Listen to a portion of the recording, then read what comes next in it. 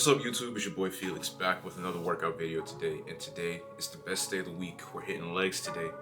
So without further ado, let's go ahead and hop right into it.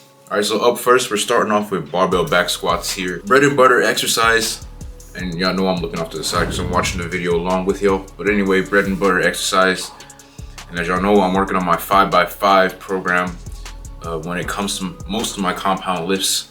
And here I've got 150 kilos on my back, nothing too crazy, really just trying to work my way up slowly but surely because I've been lifting pretty light for the past 8 months or so, and I really want to get back into lifting a bit heavier and again to break out this plateau that I'm in by gaining a bit more strength with the 5x5 program. Anyway, really good technique here. Y'all see I'm bracing my core, really trying to keep my body stable and balanced on the way down, really playing my feet firm into the ground and just letting the technique do the work. And that's a secret to lifting heavy. Let your technique do the work. Trust your technique. Each and every single rep, trust your technique. Make sure that it comes out perfectly. Don't worry about lifting the weight too much, because if your technique is good, the lift will become easier. And you'll see I have another set here as well, 155 kilos on my back. I have one set of 150 kilos and 4 sets of 155 kilos. 5x5s felt really good, felt great. You also know I've been working on my groin a bit. It's been injured, so like I said, just trying to work up slowly but surely. So believe it or not, tomorrow I'm gonna go up to 160. So my goal is to be between 160 and 170 kilos when it comes to doing 5x5s. 5x5 programs is something that I really recommend for someone that's wanting to build strength. It's a great way to do it. You have a low repetition, you get a lot of work done, it's efficient. It can be time consuming a bit because there's a lot of a mental game as well going into it, because you're lifting heavy weight and you gotta get it done. And that's why I'm doing it here. I gotta build a bit more strength on my legs, break out this plateau, because I feel like I've been lying here for a bit. I've been making very small increments of progress, so just need something to switch up the rhythm and get things going again. Go ahead, hit that subscribe button, like the video, comment as well. Let's get the algorithm going on this channel, man. Anyway, next exercise up is leg extensions, or it's like a love-hate relationship with them. Especially when you do them correctly, because they're a pain in the ass, but at the same time, you get a lot of work done. Yeah, efficiency. Y'all see here, I've switched up my technique from what I used to do. When I used to do leg extensions months ago, my focus was to really squeeze at the top. Now I'm back to working on the stretch at the bottom. So letting it down a bit slower, letting it just stretch and just pull on my quads, get blood flow to them. A really great exercise, a bread and butter exercise that I think everyone should be doing when doing quads. Again, you want to simplify your training. You don't want to do so much fancy stuff that doesn't get stuff done. Stick to the basics, work on them, get really good at them, because that's what's going to give you the most progress. But anyway, here I believe I did 4 sets between 10 and 12 reps. I have it written down somewhere.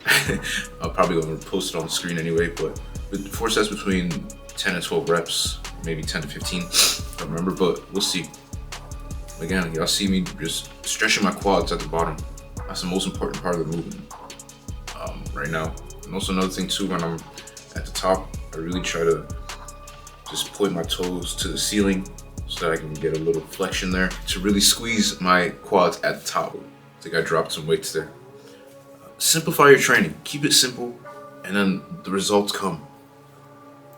So up next, I've got dumbbell RDLs, and this is something that I don't do often, but I'm implementing it because of the stability that you get out of it. You really get your lower back and your core to work, or they work together for you to have that nice hip hinge so that you can stretch your hamstrings. You know, I went pretty heavy on these. I got 45 kilos in each hand. I had to use straps so I can really focus on my technique, so I don't concern myself with my grip. No, man. 3 sets, 10 to 12 reps, nothing more, nothing less. Really focus on shooting my hips back as far as possible. That's the most important part of the movement. Shoot your hips back as far as possible and you'll see the magic happen. And for some, you see my knees are bent a bit. Some people, they need their knees bent a bit more, while others need a bit less. But the only way to figure that out is to hinge your hips, shoot them as far back as possible, lead with your chest down, and you'll see what's right for you. Everyone's built different. Some guys have shorter legs, even though they're tall, long torso, so it all really depends. But main point, shoot your hips back as far as possible during your hip hinge, lead with your chest, lean forward, and the work will come in, the magic will happen on those hamstrings.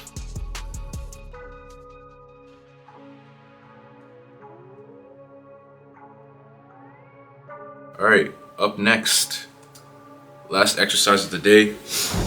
I had lunges, and the way I do them here, I usually see this piece of turf on the floor. What I'll do is I'll go down, come back with weights, and then after that, I'll drop the weights immediately and then go down and back without the weights. 1, quad work. 2, it's great cardio. It's really difficult while you're doing it. It's a challenge.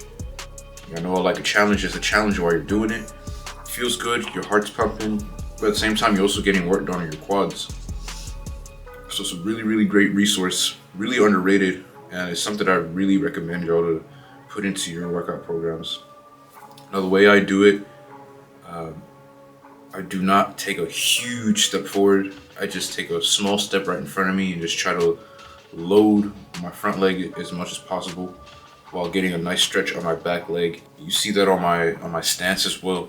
I'm not stepping out far. I'm just trying to get my leg out in front of me, load it up, put weight on it, but at the same time getting that stretch on the back quad as well. So it's like it's a 2-for-1 deal, basically. But anyway, that's the end of the workout.